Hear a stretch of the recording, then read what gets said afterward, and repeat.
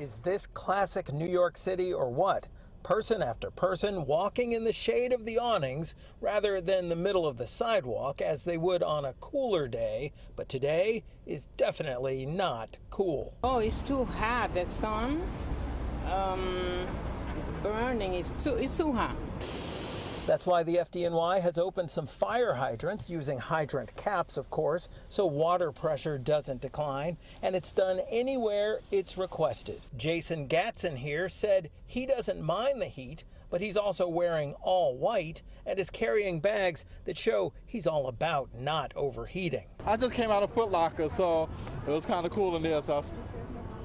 So you were in the AC there. Yeah. And before he headed home to more air conditioning, he said this about where he was standing. This is the heat central right here. He was right here where Washington Heights meets Inwood in Upper Manhattan. That's here on this map where it's deep orange. The lighter the color, the cooler the area. It's all the result of detailed analysis compiled by residents in conjunction with Columbia University's climate school. It concluded that temperatures can vary by as much as 7 degrees from one area to another, even in the same neighborhood. For example, this group of kids was brought by their parents and caregivers to this splash park at Payson Playground. Because I'm no fool. It's very hot out there. Indeed it is. She said she would get in the sprinkler before leaving, and I got inspired as well. But the playground is at the edge of Inwood Hill Park, one of the city's largest parks. Look at it on the climate school's map. It's light blue, about 6 or 7 degrees lower in temperature than the hottest area, which is just about 1/3 of a mile away. We're lucky to have the trees. There's a lot of shade, so I guess that makes a difference.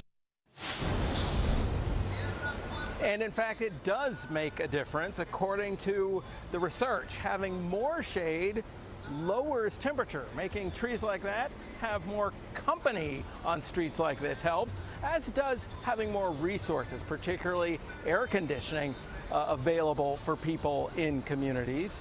By the way, NOAA, the National Oceanographic and Atmospheric Administration, is saying that this summer, June and July particularly, will be a little wetter and definitely a little warmer than usual. So bottom line, today, get used to conditions like this for the rest of the summer.